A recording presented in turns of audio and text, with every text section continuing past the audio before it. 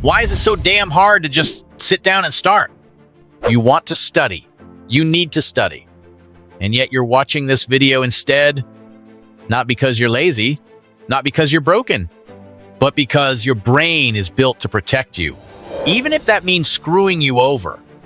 Every time you reach for your textbook and suddenly feel tired, bored, distracted, that's not a failure of willpower, that's a survival instinct. Because your brain doesn't care about your GPA. It cares about comfort, safety, immediate dopamine. And studying doesn't give that, not right away. So here's the question nobody taught you in school. What if the problem isn't you, but the way your brain is wired? And what if, instead of forcing yourself to study, you could trick your brain into doing it on autopilot? In the next few minutes, we're going to pull back the curtain on your mind and rebuild your relationship with studying from the inside out. Not with motivation, not with toxic productivity, but with psychology, with strategy, with hacks that make your brain want to study even when you don't. The real reason you can't start. You've opened your notes 100 times, scrolled through your calendar, watched 10 study with me videos, but when it's time to actually start, your brain freezes. Suddenly, everything feels heavy. The room feels loud. You check your phone, your stomach growls, you start reorganizing your desk, and before you know it's been an hour, and nothing got done. But here's the truth. Most people never tell you procrastination isn't laziness. It's fear. Fear of failure. Fear of not doing it perfectly. Fear that even if you try your hardest, it still won't be enough. So your brain does what it's designed to do. It runs. It hides. It distracts you with anything else that feels safer. Because if you never start, you never fail. And if you never fail, you don't have to feel that awful voice whisper. See, I told you you weren't good enough. That voice is why you're stuck. Not because you're weak, not because you lack discipline, but because deep down there's a part of you that's terrified of trying. And this is where willpower breaks down. Because you can't fight fear with force. You have to outsmart it. You have to work with your brain, not against it. Not push through resistance, but sneak around it. Like a ninja. So how do you do that? How do you turn the thing you're avoiding into the thing your brain actually wants to do? Make it so easy. It's almost stupid. Here's a trick most people overlook. If it feels hard to start, make it easier. Then make it even easier. Like ridiculously easy. So easy, it's almost stupid. Because your brain doesn't resist studying, it resists starting. That's the part that feels like dragging a mountain. So instead of saying, I need to study for 3 hours, say, I'm just going to open the book. That's it. No pressure, no expectations, no guilt. Because once you open the book, you might read a sentence, then another. And before you know it, you're 5 minutes in. That tiny action, that's the magic. Psychologists call this the activation energy. It's the mental cost it takes to begin something. And the smaller that cost, the more likely you are to start. So shrink your first step until your brain has no excuse. Need to write an essay? Just open the doc. Need to revise for a test? Just pull out the flashcards. Need to read 20 pages? Just read the first line. It might feel dumb, but it works. Because you're bypassing the resistance. You're not asking for motivation. You're just moving. And once you're in motion, your brain starts shifting gears. The dread fades. The noise quiets. You feel strangely focused. Because the hardest part of studying is starting. But once you start, you're already winning. So don't aim for a marathon. Aim for a single step. And then we use that momentum. The dopamine trap and how to flip it. Let's talk dopamine. That little chemical in your brain that decides what feels worth it and what doesn't. Scrolling TikTok? Dopamine hit. Eating snacks? Dopamine hit. Opening your textbook? Crickets. That's the real problem. Your brain isn't broken. It's just bored. Studying doesn't give you instant pleasure. It gives you long-term rewards. But your brain, it lives for the now. So the key is simple. Hack the system. Make studying give you dopamine. Not by waiting until it feels good, but by injecting little hits of pleasure into the process. Here's how. Micro wins. Set insanely small goals like finishing one page, one problem, one slide. When you hit it, celebrate. Out loud, fist pump. Brain goes, whoa, that felt good. Dopamine delivered. Study rituals. Make a playlist you only use when studying. Light a candle. Chew a certain flavor gum. Pair study with something sensory so your brain connects it to pleasure. Rewards on loop. After 20 minutes of focused work, give yourself something you enjoy. A snack, a scroll, a break, but only after the work. This trains your brain to crave the effort because it's linked to a reward. So gamify it. Turn studying into a game. Score points for each task. Level up, compete with a friend. Your brain loves games, so give it one. Because here's the truth. You don't need to be disciplined 24/7. You just need to make the process interesting enough that your brain stays curious. This isn't cheating. It's neuroscience. It's how your brain works. And when you work with it, everything gets easier. You don't need to force focus. You just need to make focus feel good. When motivation dies, build a system that doesn't care. Let's get real for a second. You're not always going to feel it. Not every day will be productive. Some days, even the dopamine tricks won't work. And that's okay. Because the goal isn't to stay motivated. The goal is to not need motivation at all. Motivation is a guest. It shows up late and leaves early. You can't rely on it, but you can rely on a system. Here's what that means. Create a non-negotiable routine. Same time, same place, same tiny ritual. Not because you feel like it, but because it's Tuesday at 4 p.m. and that's just what you do. You take your brain out of the decision loop. Use if-then triggers. If I get home from school, then I set a 15-minute timer and start. No emotion, no overthinking, just a trigger and a response. This turns studying into a habit loop, like brushing your teeth. Automatic. Design your environment. Put your books in plain sight. Hide your distractions. Make your desk feel like a space where focus happens. Your brain picks up cues without you realizing. Make those cues work for you. Use timers like boundaries. Don't study until you burn out. Study for 25 minutes, break for 5, repeat.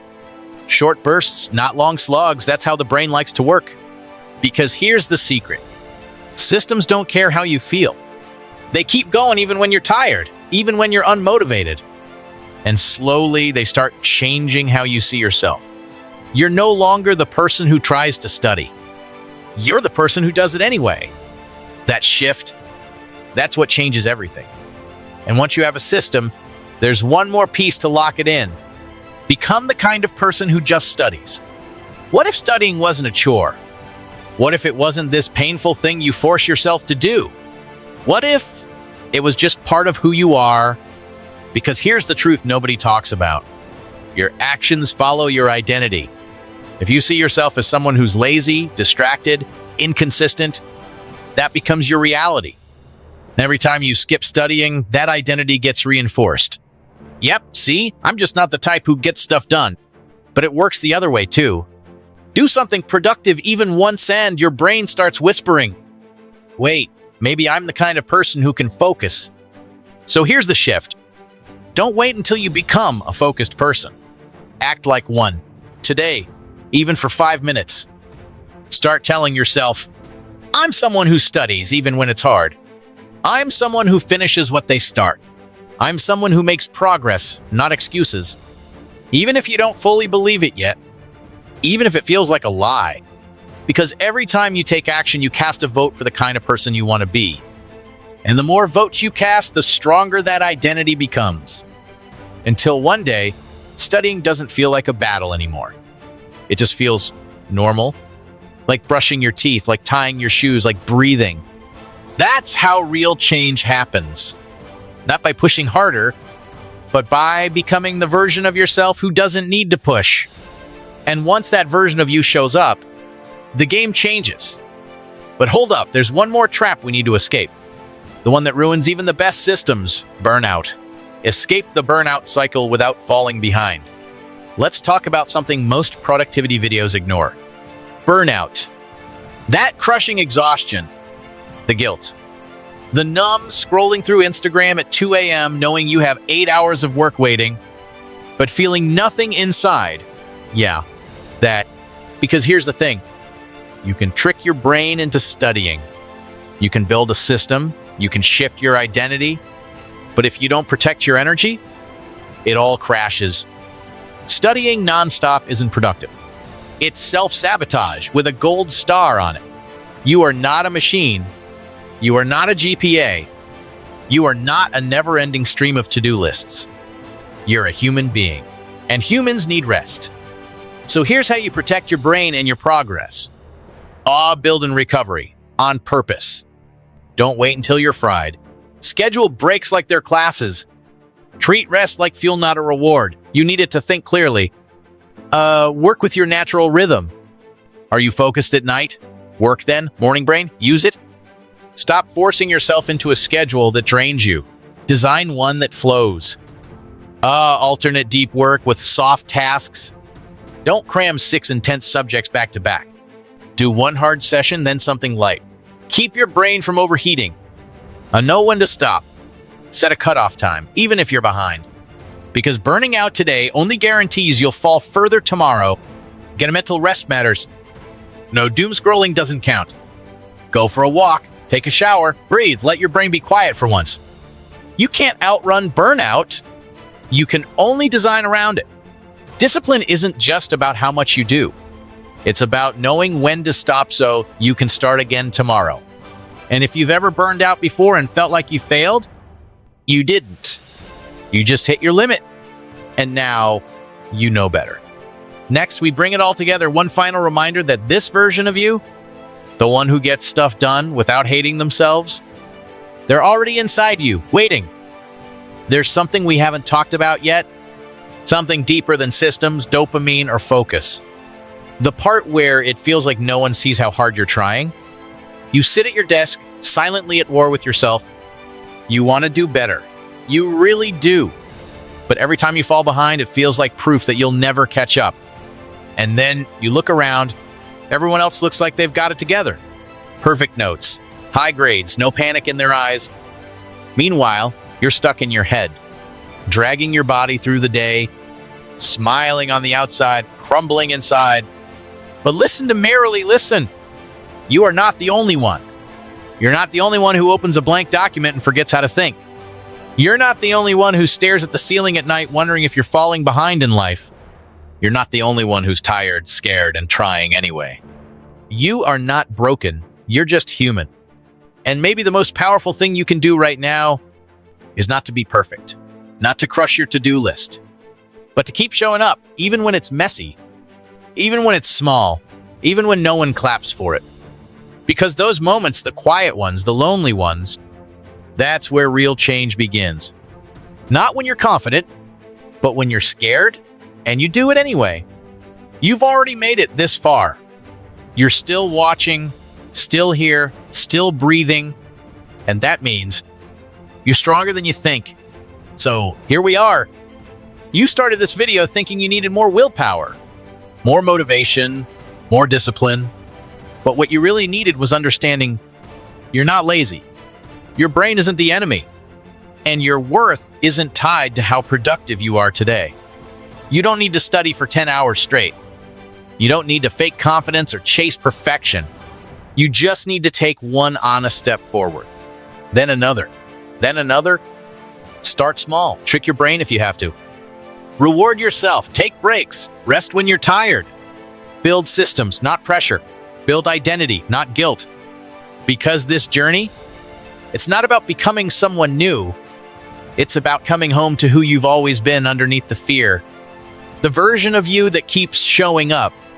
That still cares. That still hopes. That still wants more. That version is real. And they're ready to rise. So here's your next step. In the comments, tell us, what's one small study habit you're going to try this week? No pressure, no performance, just something real. And if this video made you feel seen, even a little, hit that like button, share this with someone who's struggling quietly. because no one should fight this battle alone. You've got this, for real. Now go, take that first step. We'll be here when you need us again.